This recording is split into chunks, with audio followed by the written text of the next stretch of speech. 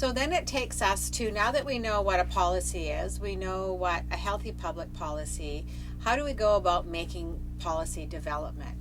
So what happens here is we have health issues on decision makers' agenda. So we have identified a concern, and that will require a plan, a resolution, and determining what resources are needed.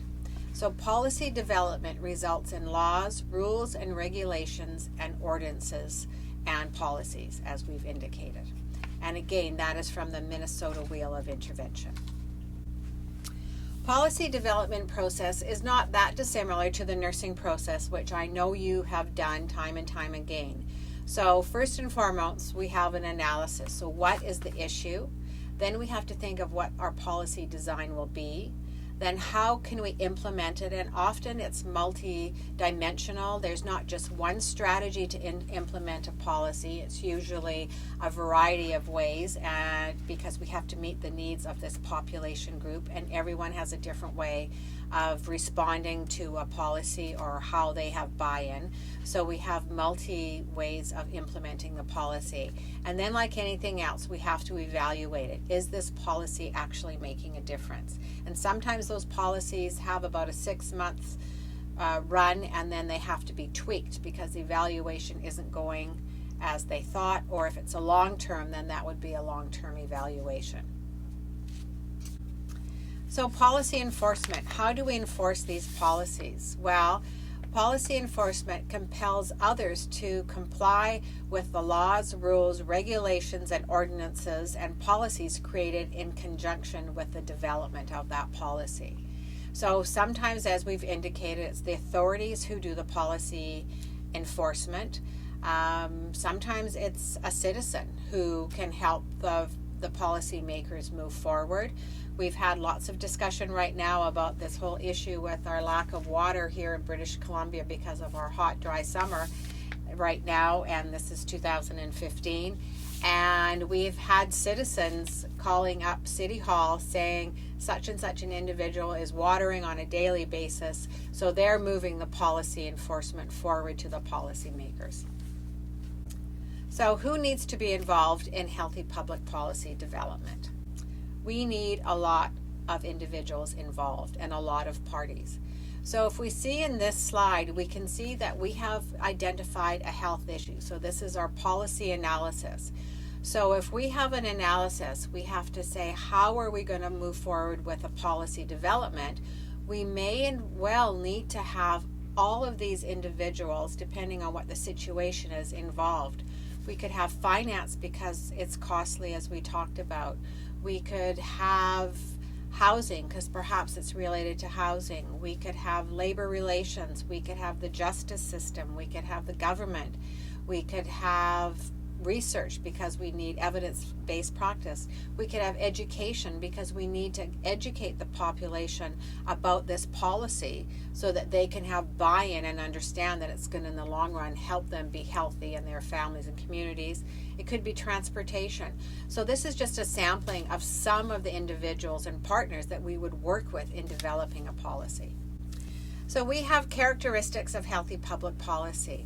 And these are consistent with our principles of primary health care. So when we're developing a healthy public policy, we have to make sure it focuses on the determinants of health,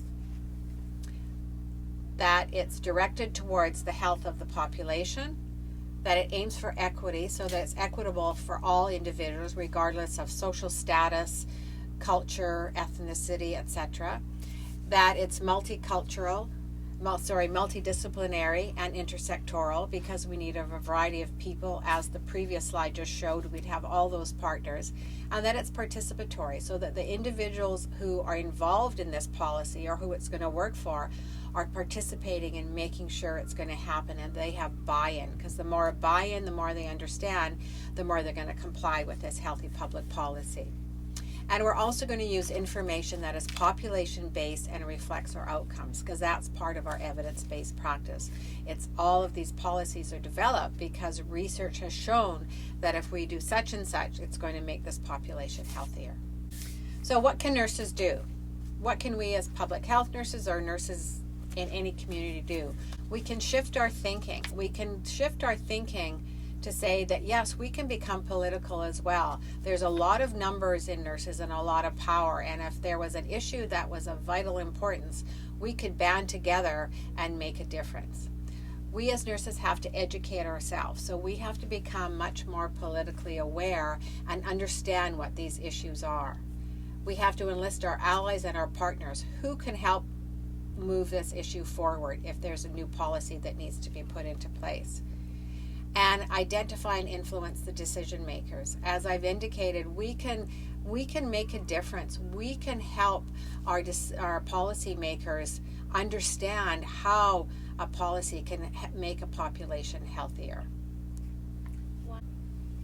So we also have some strategies. So what are the specific strategies that we would do in influencing policy development and moving it forward? Well, we would lobby our politicians. And as I've indicated, nurses have power. So if we're well-educated, well-versed in the topic and the situation, we can speak with authority and expertise. As you know, nurses are one of the most trusted professions. So lobbying the politicians and the public is an excellent strategy to use. We involve those that are directly affected. So if we're working on a policy for homeless population, get the homeless population involved in it. If we're looking at a policy for pregnant women, then get them involved in it. You will have more bang for your buck if you do that. Create public support, not just with the people affected, but the people around them. That's really important. Speak from experience, and nurses have a lot of experience and knowledge. Use the media to your advantage and use a multifaceted approach. It's important to use a variety of ways to move these policies forward. So we also are looking at what are some of our emerging trends in healthy public policy right now. Well, we're looking at increased consumer awareness and involvement in health and health issues.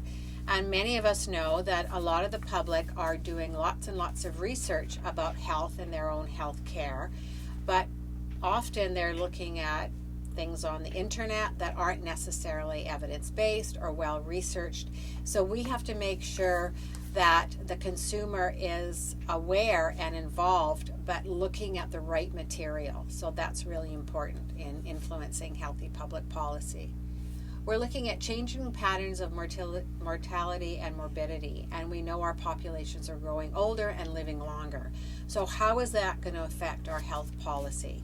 So maybe it's to do with seniors facilities or assisted living facilities or end-of-life care, those kinds of things. So how are we looking at our changing patterns?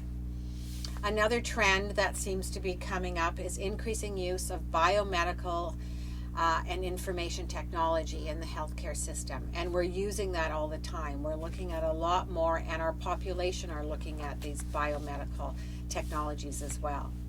We're looking at greater attention to illness prevention and health promotion, and as we know in public health and population health, that upstream investment is huge. So if we can prevent the illness from occurring from the first place and promote health, then we can hopefully have positive trends in our healthy public policy.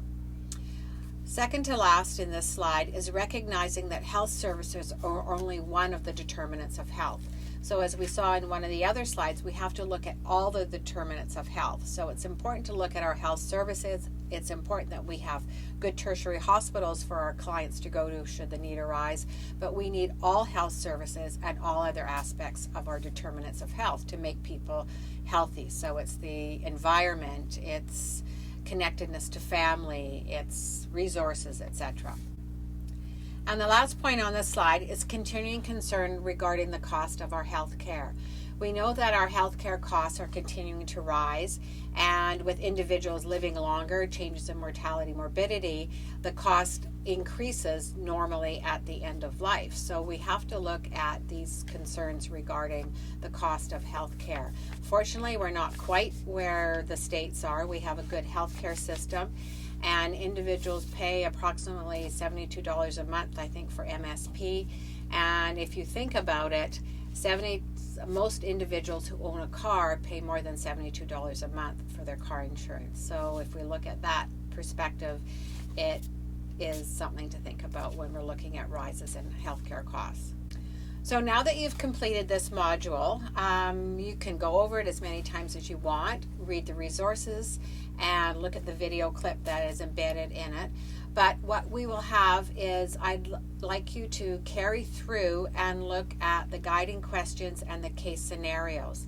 This is a good way to pull all of the content together in this module. So I think you'll find the case scenarios interesting to work through and the questions that relate to it.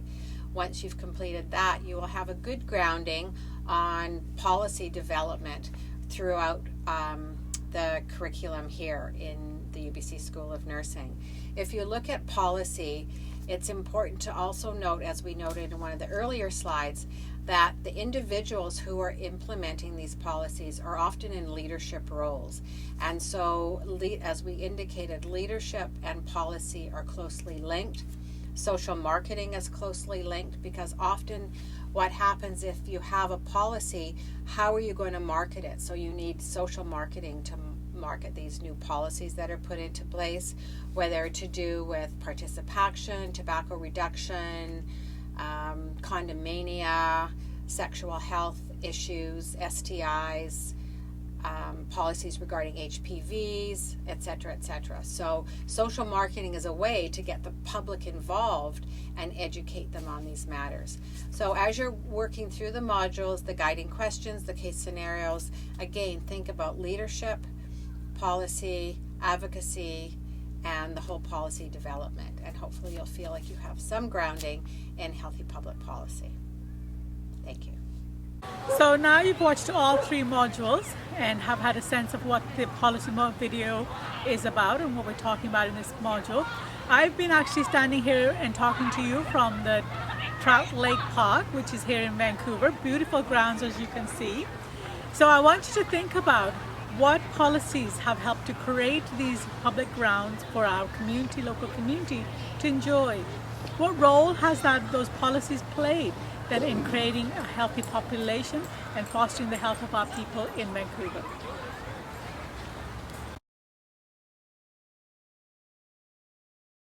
To consolidate your learning, we've created a case study for you to work through.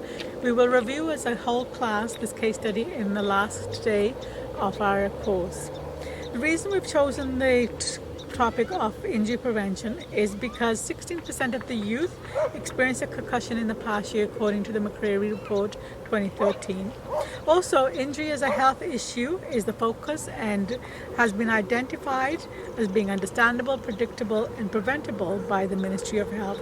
90% of the injuries can be prevented. So here is the case study for you to work at. As a public health nurse of a large secondary school, you have been alarmed by the increasing number of reported concussions due to the various athletic activities. It appears that perhaps a policy regarding the use of protective equipment and strategies to decrease the potential incidence of concussion is worthy of investigation.